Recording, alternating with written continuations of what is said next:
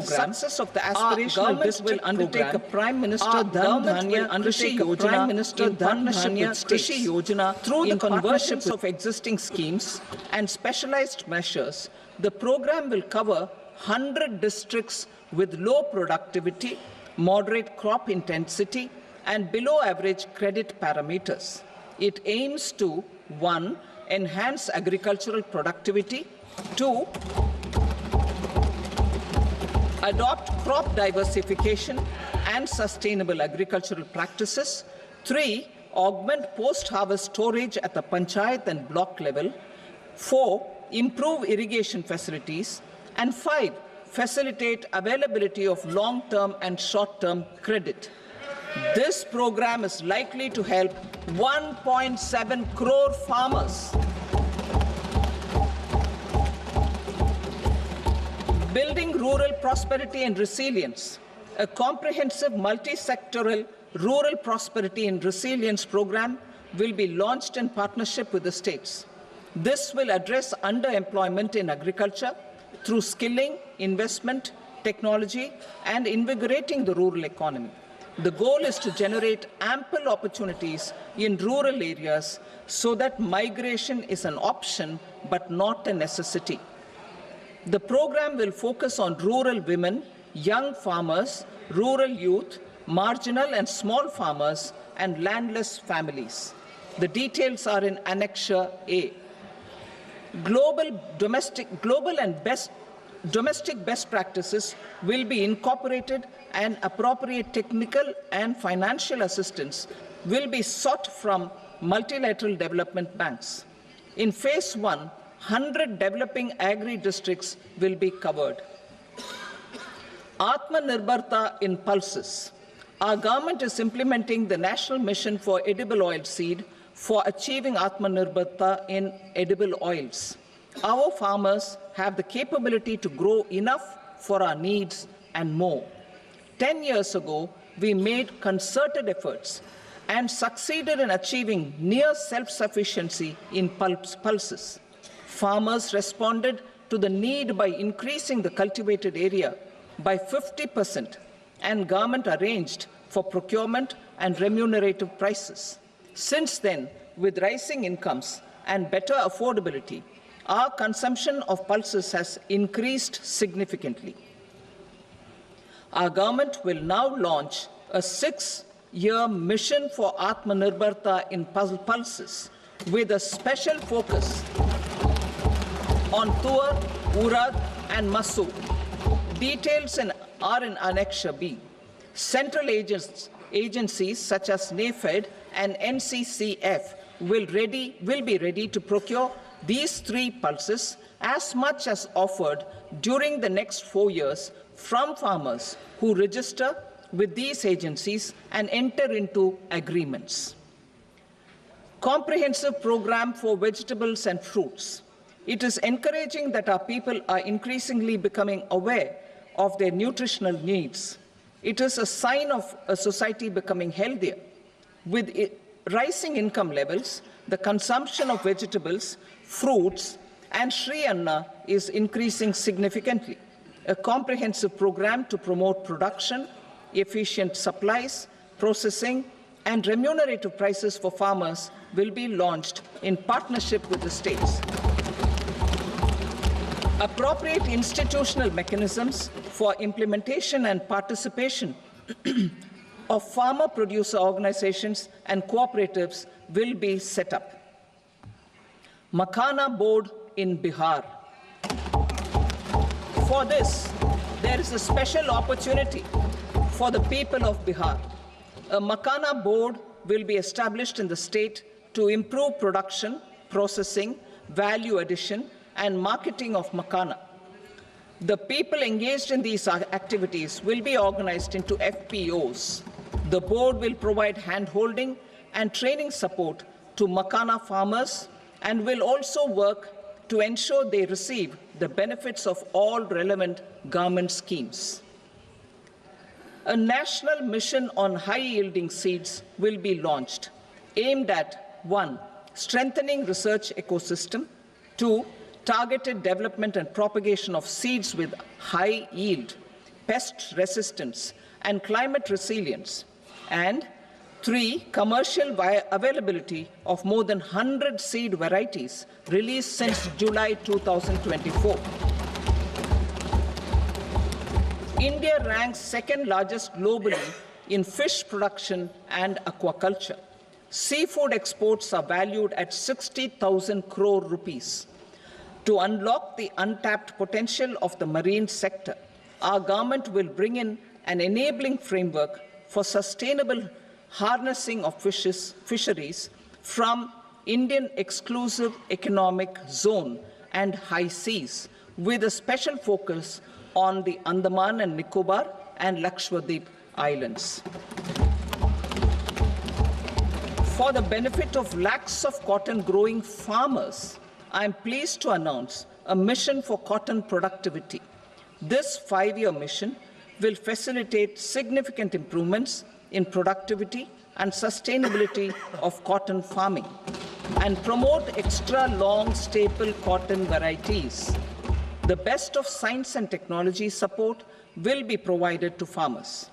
Aligned with our integrated 5F vision for the textile sector, this will help in increasing incomes of the farmers and ensure a steady supply of quality cotton for rejuvenating India's traditional textile sector. Kisan credit cards facilitate short-term loans for 7.7 crore farmers, fishermen, and dairy farmers.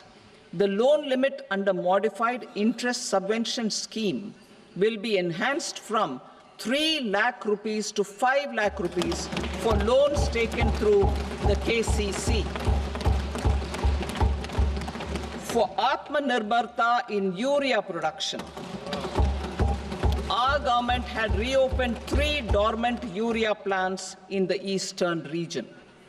To further augment urea supply, a plant with annual capacity of 12.7 lakh metric tons will be set up at Namrup in Assam.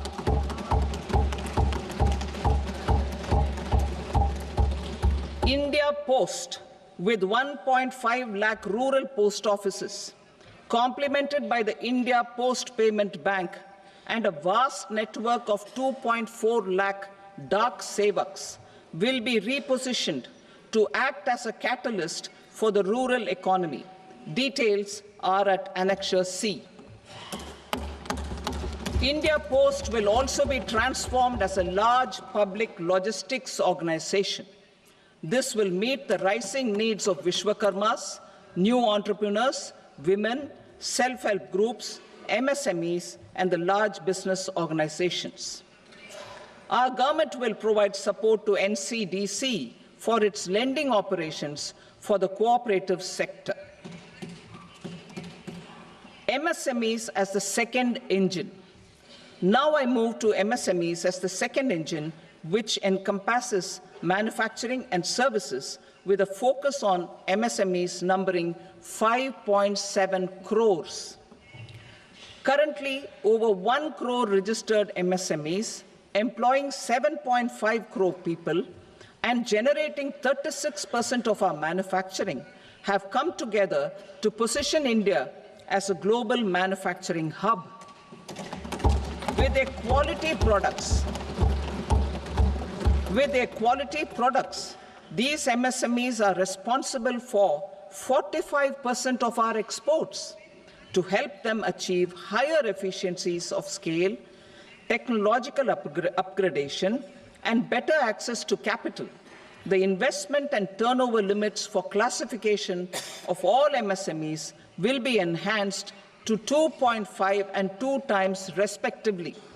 This will give them the confidence to grow and generate employment for our youth. The details are given in Annexure D. To improve access to credit, the credit guarantee cover will be enhanced.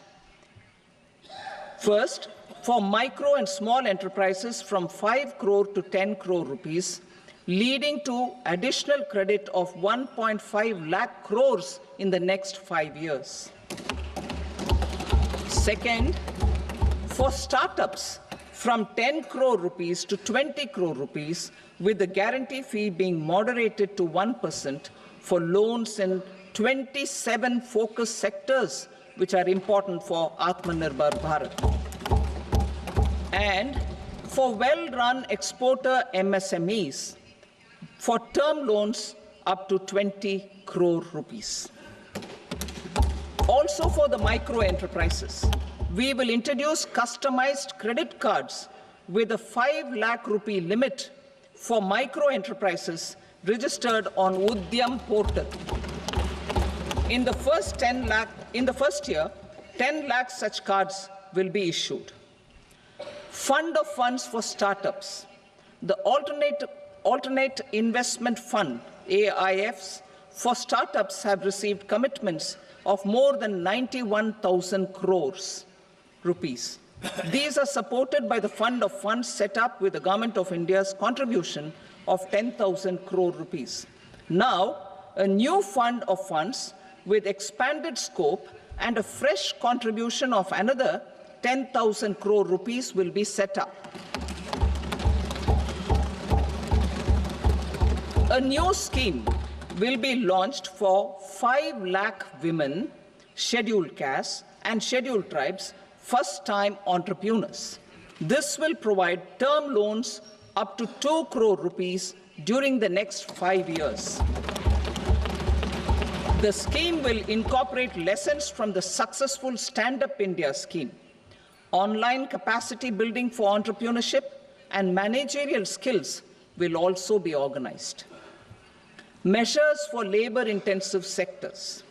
To promote employment and entrepreneurship opportunities in labor-intensive sectors, our government will undertake specific policy and facilitation measures. To enhance the productivity, quality, and competitiveness of India's footwear and leather sector, a focus product scheme will be implemented. The scheme will support design capacity, component manufacturing, and machinery required for production of non-leather quality footwear, besides the support for leather footwear and products. The scheme is expected to facilitate employment for 22 lakh persons, generate over 4 lakh crore rupees, and exports of over 1.1 lakh crore rupees.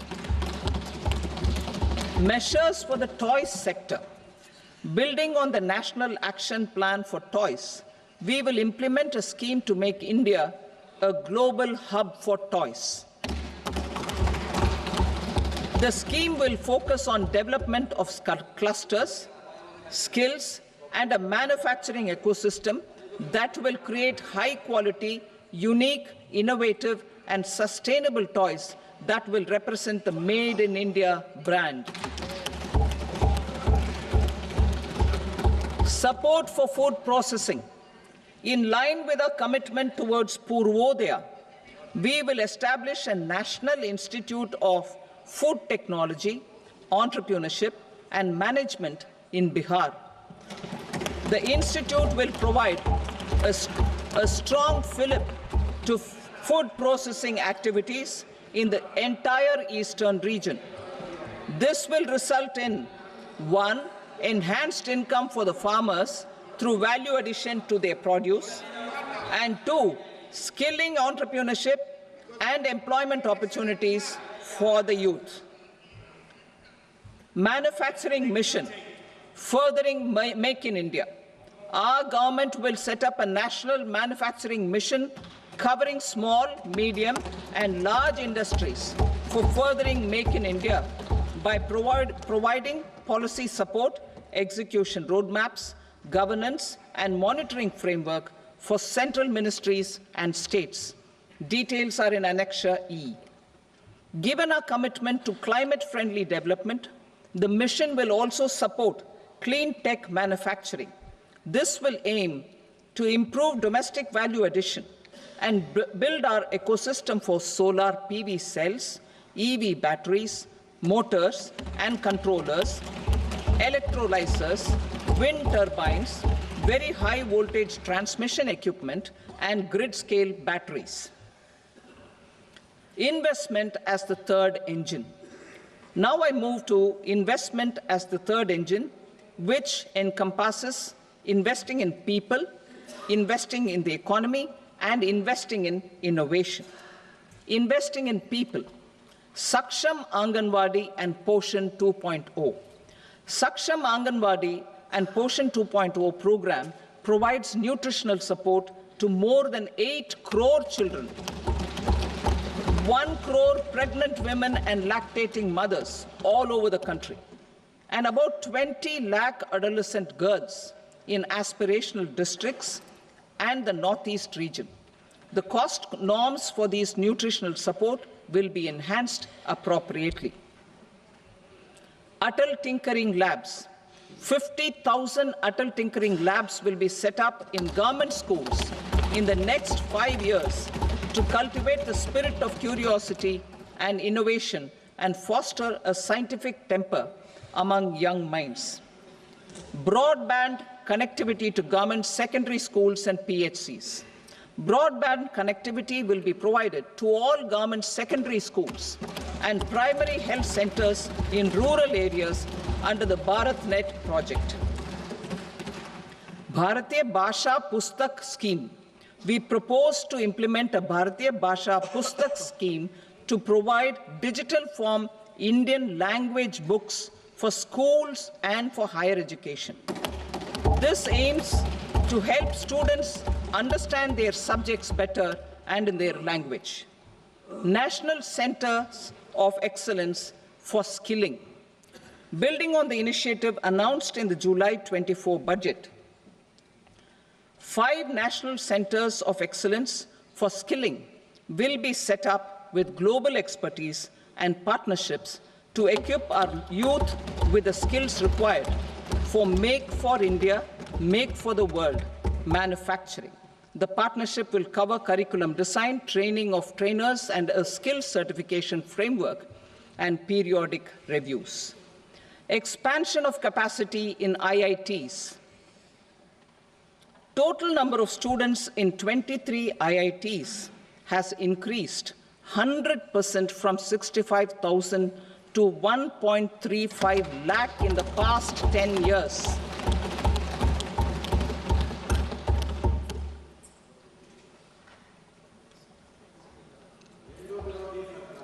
Additional infrastructure will be created in the 5 IITs started after 2014 to facilitate education for 6,500 more students.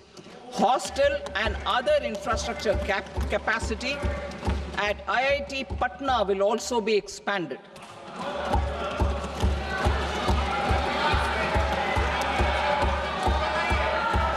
Center of Excellence.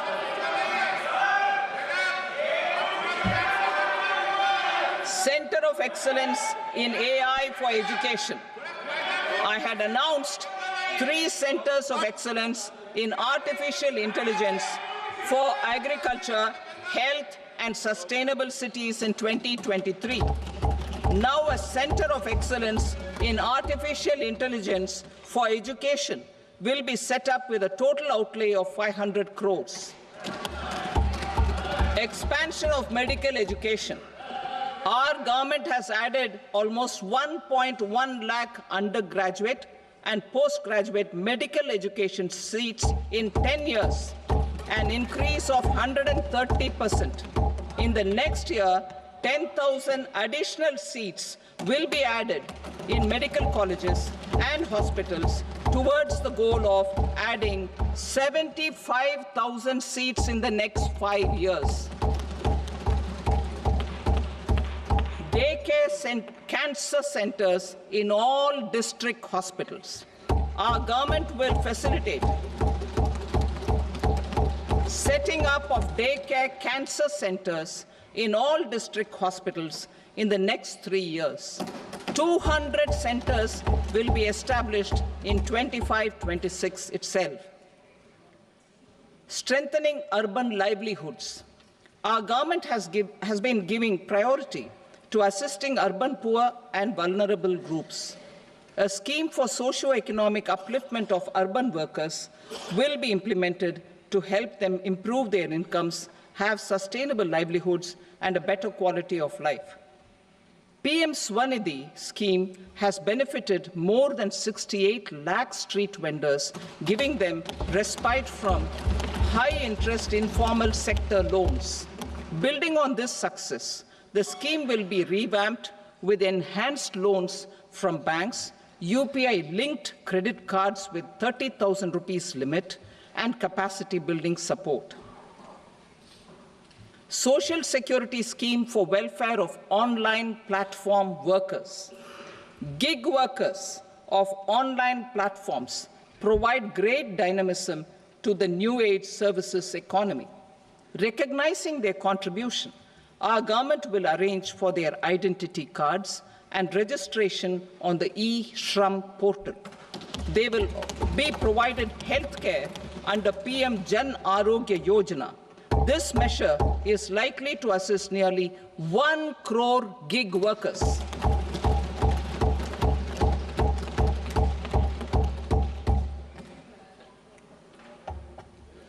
Investing in the economy. Public-private partnership in infrastructure. Each infrastructure-related ministry will come up with a 3-year pipeline of projects that can be implemented in PPP mode. States will also be encouraged to do so and can seek support from the India Infrastructure Project Development Fund, which is a scheme to prepare PPP proposals. Support to states for infrastructure. An outlay of 1.5 lakh crore is proposed for the 50-year interest-free loans to states for capital expenditure and incentives for reforms. Building on the success of the first asset monetization plan announced in 2021, the second plan for 2025 to 30 will be launched to plow back capital of 10 lakh crore in new projects. Regulatory and fiscal measures will be fine-tuned to support the plan. Jal Jeevan Mission. Since 2019, 15 crore households, representing 80% of India's rural population, have been provided access to portable tap water connections. To achieve 100% coverage, I am pleased to announce the extension of this mission until 2028 with an enhanced total outlay. The mission's focus will be on the quality of infrastructure and O&M of rural piped water supply schemes through Jan Bhagidari. A separate MOU or separate MOUs will be signed with the states and union territories to ensure sustainability and citizen-centric water services delivery. Urban sector reforms. Building on the July budget proposals, urban sector reforms related to governance, municipal services, urban land and planning will be incentivized. Urban Challenge Fund. The government will set up an urban challenge fund of 1 lakh crore rupees to implement the proposals for cities as growth hubs, creative redevelopment of cities, and for water and sanitation purposes announced in the July budget. This fund will finance up to 25% of the cost of bankable projects, with a stipulation that at least 50% of the cost is funded from bonds, bank loans, and PPPs. An allocation of 10,000 crore is proposed in 2025-26. Power sector reforms. We will incentivize electricity distribution reforms and augmentation of intra-state transmission capacity by states. This will improve financial health and capacity of electricity companies. Additional borrowing of 0.5% of GSDP will be allowed to states contingent on these reforms. Nuclear energy mission for Vikasit Bharat.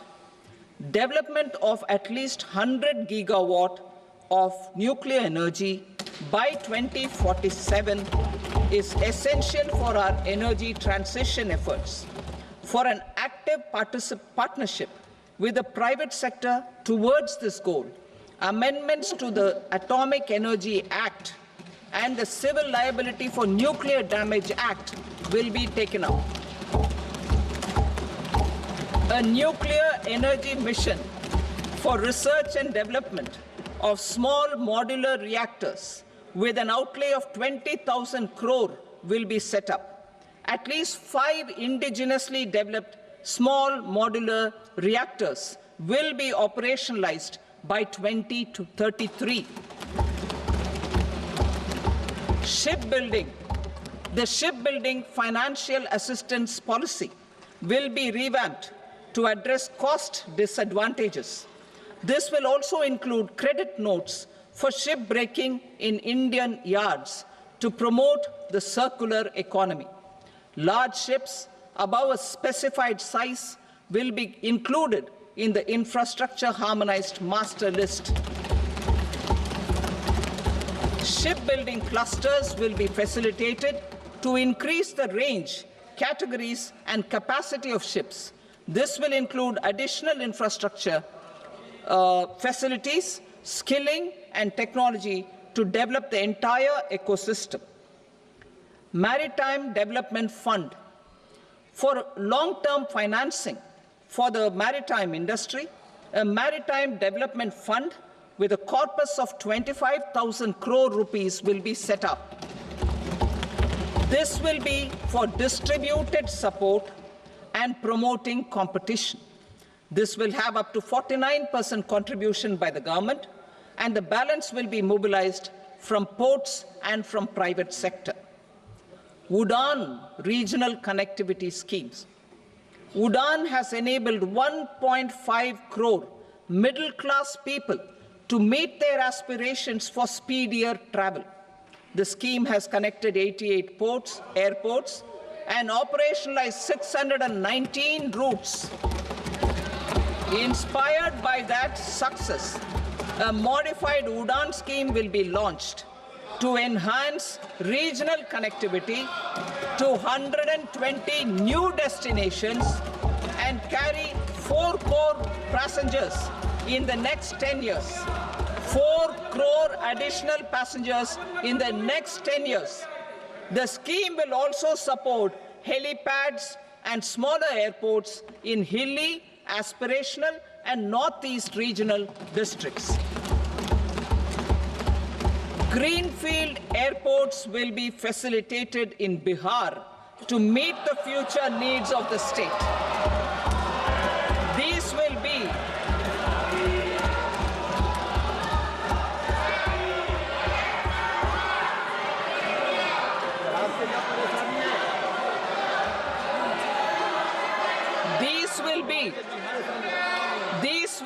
in addition to the expansion of the capacity of Patna Airport and a brownfield airport in Beta.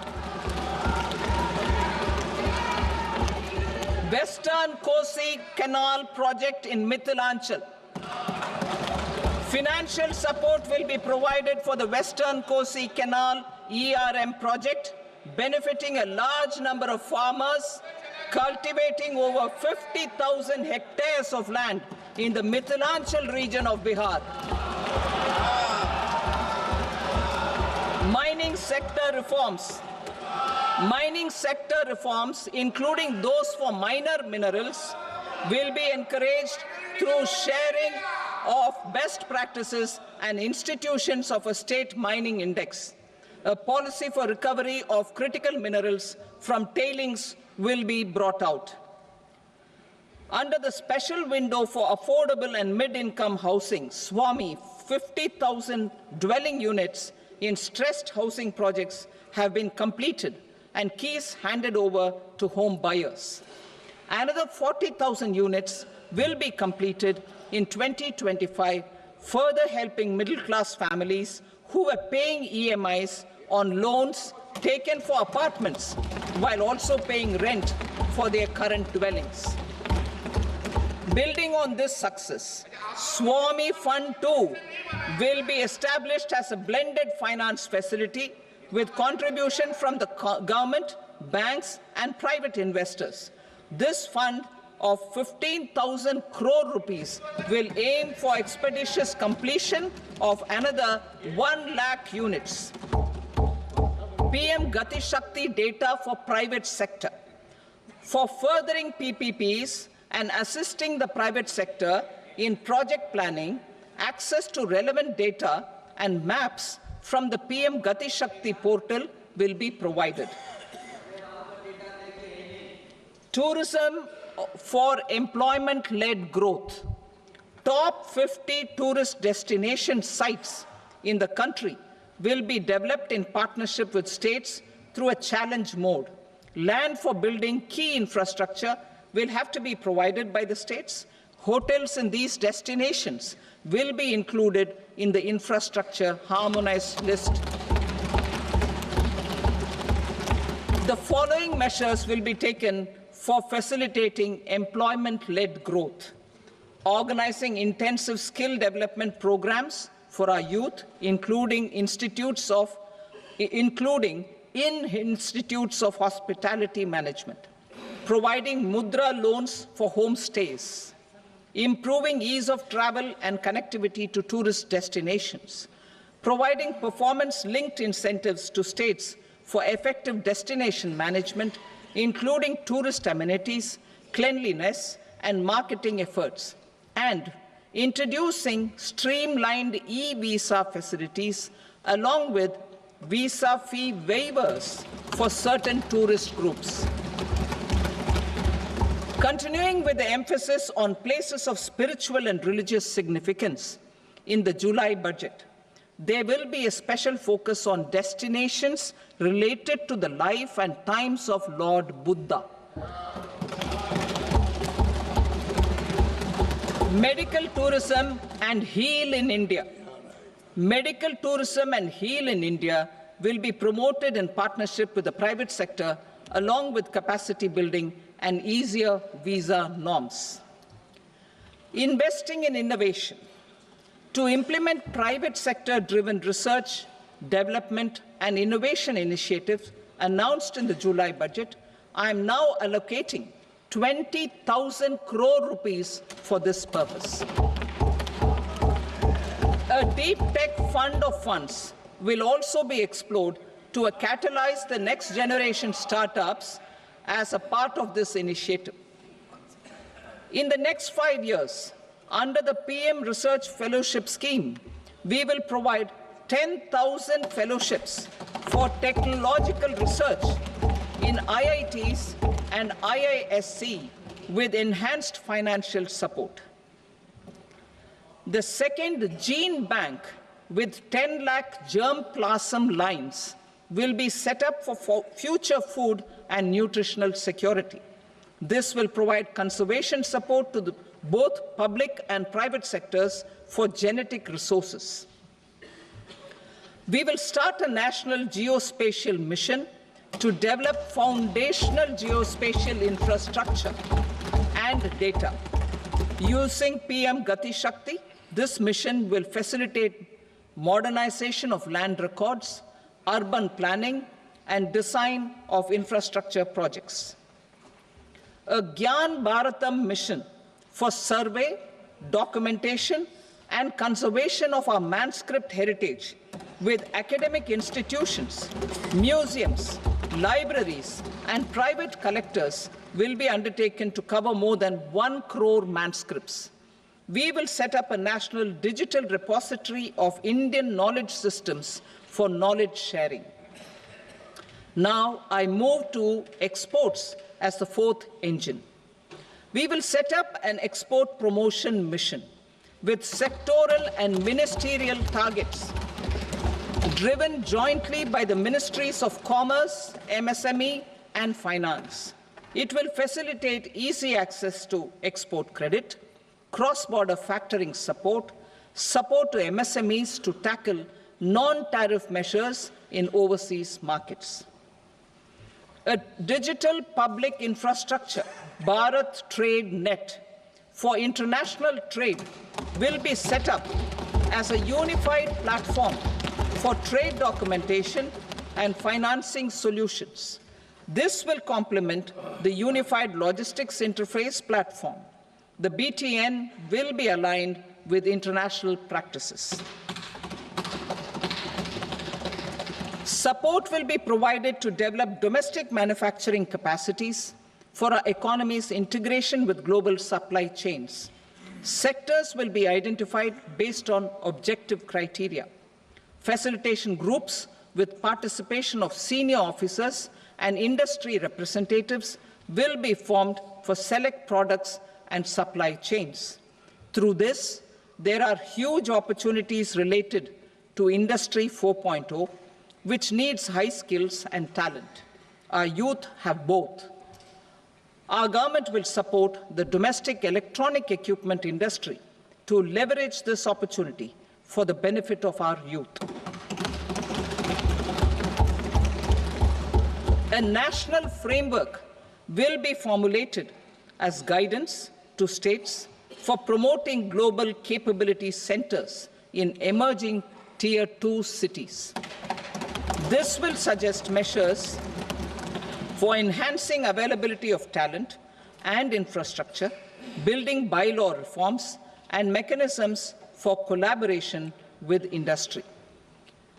Our government will facilitate upgradation of infrastructure and warehousing for air cargo, including high-value perishable horticultural produce. Cargo screening and customs protocol will be streamlined and made user-friendly. Reforms as the fuel. Over the past 10 years, our government has implemented several reforms for convenience of taxpayers, such as faceless assessment, 2, taxpayer charter, 3, faster returns, 4, almost 99% returns being on self-assessment, and 5, Vivad Se Vishwas scheme.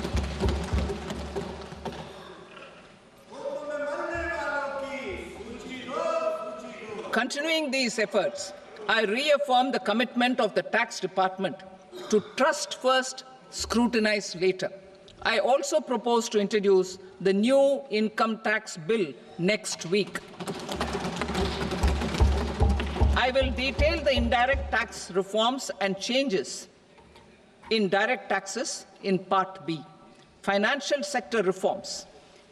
The FDI limit for the insurance sector will be raised from 74 to 100%. This enhanced limit will be available for those companies which invest the entire premium in India. The current guardrails and conditionalities associated with foreign investment will be reviewed and simplified. The services of India Post Payment Bank will be deepened and expanded in rural areas. NABFID will set up a partial credit enhancement facility for corporate bonds for infrastructure. Public sector banks will develop Grameen Credit Score framework to serve the credit needs of SHG members and people in rural areas. A forum for regulatory coordination and development of pension products will be set up. To implement the earlier announcement on simplifying the KYC processes, the revamped Central KYC Registry will be rolled out in 2025. We will also implement a streamlined system for periodic updating. Requirements and procedures for speedy approval of company mergers will be rationalized. The scope for fast-track mergers will also be widened and the process made simpler. As proposed in the interim budget, we signed bilateral investment treaties with 2 countries in 2024 to encourage sustained foreign investment, and in the spirit of First Develop India, the current model BIT will be revamped and made more investor-friendly. In the last 10 years, in several aspects, including financial and non-financial, our government has demonstrated a steadfast commitment to ease of doing business. We are determined to ensure that our regulations must keep up with technological innovations and global policy developments. A light-touch regulatory framework based on principles and trust will unleash productivity and employment. Through this framework, we will update regulations that were made under old laws. To develop this modern, flexible, people-friendly, and trust-based regulatory framework appropriate for the 21st century, I propose 4 specific measures. A high-level committee for regulatory reforms will be set up for a review of all non-financial sector regulations, certifications, licenses, and permissions. The committee will be expected to make recommendations within a year. The objective is to strengthen trust-based economic governance and take transformational measures to enhance ease of doing business, especially in matters of inspection and compliances. States will be encouraged to join in this endeavor. An investment friendliness index of states will be launched in 2025 to further the spirit of competitive, cooperative federalism. Under the Financial Stability and Development Council, a mechanism will be set up to evaluate impact of the current financial regulations and subsidiary instructions. It will also formulate a framework to enhance their responsiveness and development of the financial sector. In the Jan Vishwas Act 2023, more than 180 legal provisions were decriminalized. Our government will now bring up the Jan Vishwas Bill 2.0 to decriminalize more than 100 provisions in various laws. I now move to fiscal policy. In the July budget, I had committed to staying the course for fiscal consolidation. Our endeavor will be to keep the fiscal deficit each year such that central government debt remains on a declining path as a percentage of the GDP. The roadmap for the next 6 years has been detailed in the FRBM statement. Revised estimates for 2024-25. The revised estimate of the total receipts other than borrowings is 31.47 lakh crore rupees, of which the net tax receipts are 25.57 lakh crore rupees. The revised estimate of the total expenditure is 47.16 lakh crore rupees, of which the capital expenditure is about 10.18 lakh crore rupees. The revised estimate of the fiscal deficit is 4.8% of the GDP. Budget estimates for 25-26. Coming to 25-26, the total receipts other than borrowings and total expenditure are estimated at 34.96 lakh crore rupees and 50.65 lakh crore rupees respectively. The net tax receipts are estimated at 28.37 lakh crore rupees. The fiscal deficit is estimated to be 4.4% of GDP. To finance the fiscal deficit, the net market borrowings from dated securities are estimated at 11.54 lakh crore. The balance financing is expected to come from small savings and other sources. The gross market borrowings are estimated at 14.82 lakh crore rupees. I will now move to Part B. Indirect taxes. My proposals relating to customs aim to rationalize tariff structure and address duty inversion. These will also support domestic manufacturing and value addition, promote exports, facilitate trade, and provide relief to common people. Rationalization of customs tariff structure for industrial goods. As a part of comprehensive review of customs rate structure announced in July 2024 budget, I propose to 1. Remove 7 tariff rates. This is over and above the 7 tariff rates removed in 23-24 budget. After this, there will be only 8 remaining tariff rates, including 0 rate. 2. Apply appropriate cess to broadly maintain effective duty incidence, except on a few items where such incidence will reduce marginally. 3. Levy not more than 1 cess or surcharge.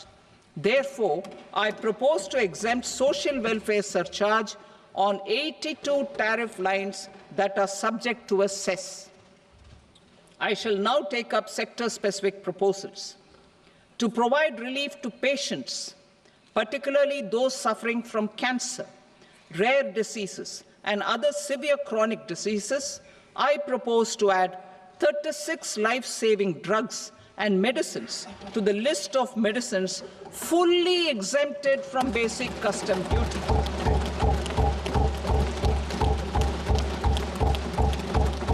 I also propose to add 6 life-saving medicines to the list attracting concessional custom duty of 5%. Full exemption and concessional duty will also respectively apply on the bulk drugs for manufacture of the above.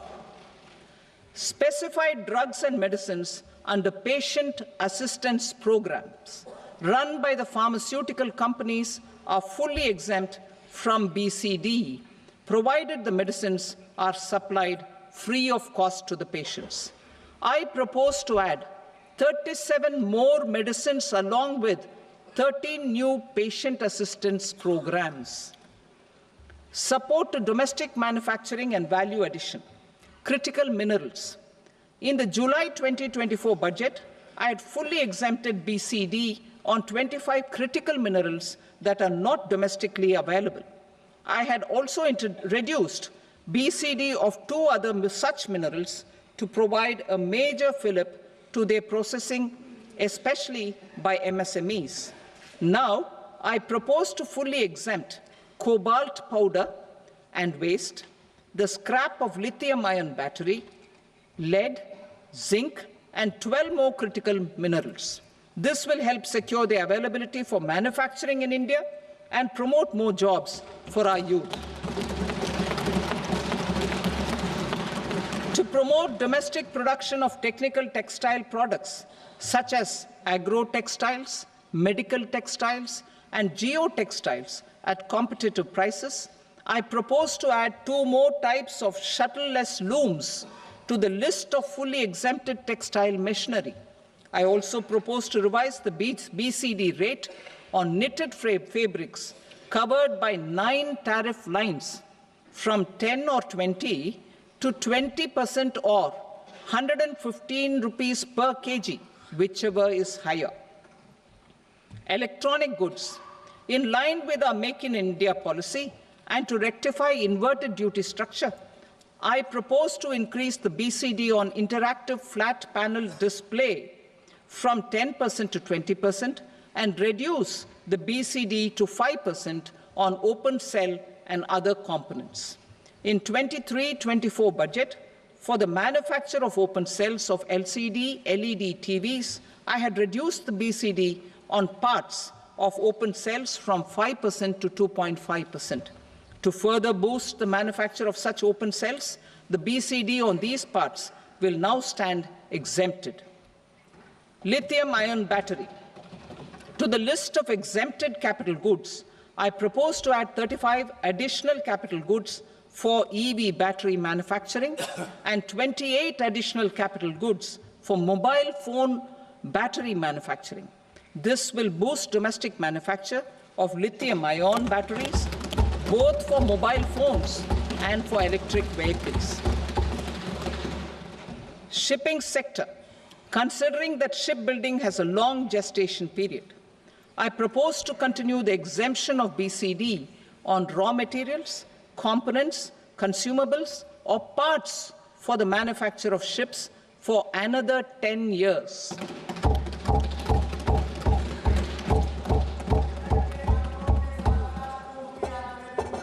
I also propose the same dispensation for shipbreaking to make it more competitive.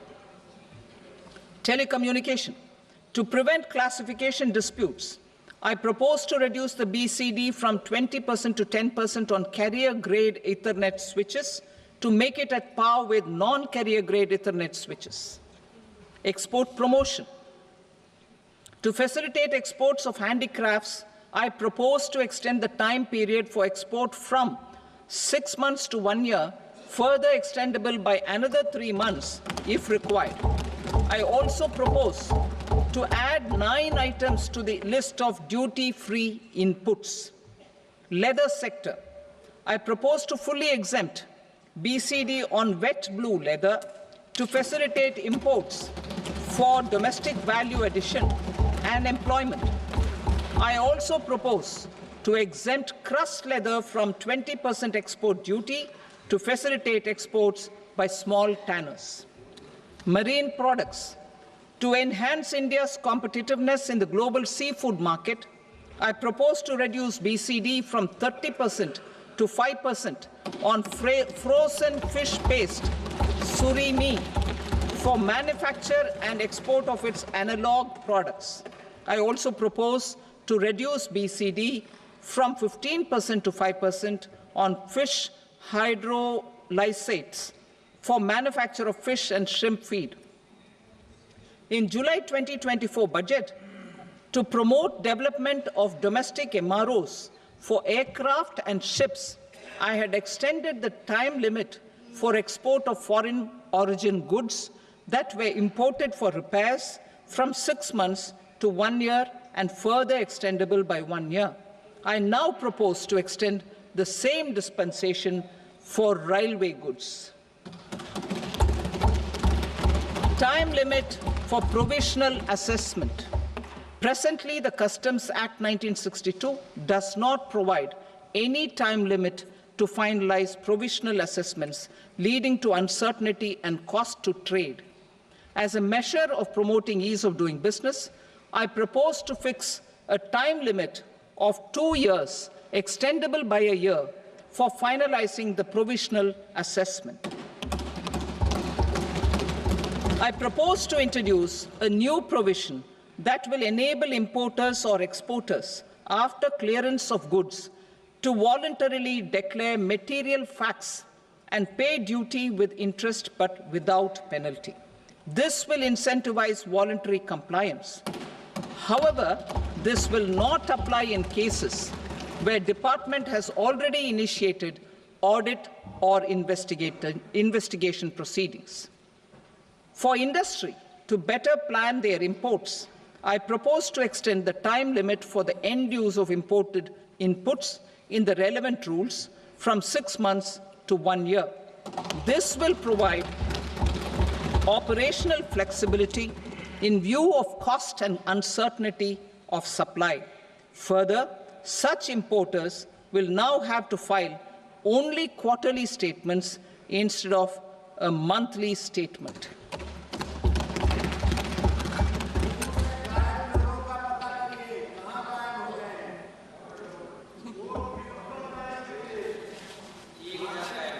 I now come to my direct tax proposals.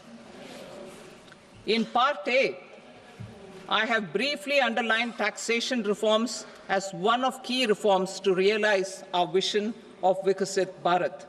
In respect of criminal law, our government had earlier ushered in Bharatiya Nyaya Sanhita, replacing Bharatiya Danda Sanhita. I am happy to inform this august House and the country that for new income tax bill will carry forward the same spirit of Nyaya in its drafting as well. The new bill will be clear and direct in text, with close to half of the present law in terms of both chapters and words. It will be simple to understand for taxpayers and tax administrators, leading to tax certainty and reduced litigation. Reforms, however, are not a destination. They are means to achieve good governance for our people and economy.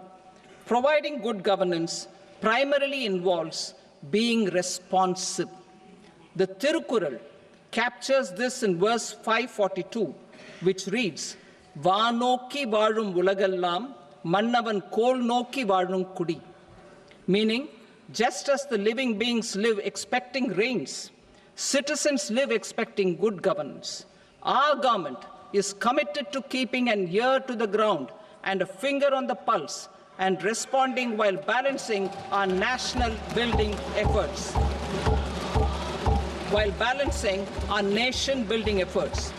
The following measures will detail just how our government will, under the guidance of PM Modi, has taken steps to understand and address.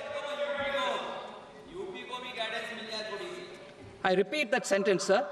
The following measures will detail just how our government, under the guidance of PM Modi, has taken steps to understand and address the needs voiced by our citizens. My tax proposals are guided by this spirit. The objectives of my proposals are as follows. Personal income tax reforms with special focus on middle class. Rationalization of TDS and TCS for easing difficulties. Encouraging voluntary compliance. Reducing compliance burden. Ease of doing business, employment and investment. I will come to my proposal on personal income tax towards the end. TDS and TCS, rationalization for easing difficulties. I propose to rationalize tax deduction at source, TDS, by reducing the number of rates and thresholds above which TDS is deducted. Further, threshold amounts for tax deduction will be increased for better clarity and uniformity. The limit for tax deduction on interest for senior citizens is being doubled from the present 50,000 rupees to 1 lakh rupees. Similarly, the annual limit of 2.40 lakh rupees for TDS on rent is being increased to 6 lakh rupees. This will reduce the number of transactions liable to TDS, thus benefiting small taxpayers receiving small payments. The threshold to collect tax at source, the TCS, on remittances under RBI's liberalized remittance scheme, the LRS, is proposed to be increased from 7 lakh to 10 lakhs. I also propose to remove TCS on remittances for education purposes, where such remittances is out of a loan taken from a specified financial institution. Both TDS and TCS are being applied on any transaction related to sale of goods. To prevent such compliance difficulties, I propose to omit the TCS. I also propose that the provisions of the higher TDS deduction will now apply only in non-PAN cases. In July 2024, the delay for payment of TDS up to the due date of filing statement was decriminalized. I propose to provide the same relaxation to TCS provisions as well. The government under the leadership of Prime Minister Modi believes in Sabka Saath, Sabka Vikas, Sabka Vishwas and Sabka Prayas. In line with this, we brought in updated return facility in 2022 for voluntary compliance by taxpayers who had omitted to report their correct income. Our trust in taxpayers was proved right. Nearly 90 lakh taxpayers voluntarily updated their incomes by paying additional tax. Taking this trust further, I now propose to extend the time limit to file updated returns for any assessment year from the current limit of 2 years to 4 years. I propose to reduce the compliance burden for small charitable trusts and institutions by increasing their period of registration from 5 years to 10 years. It is also proposed that disproportionate consequences do not arise for minor defaults, such as incomplete applications filed by charitable entities.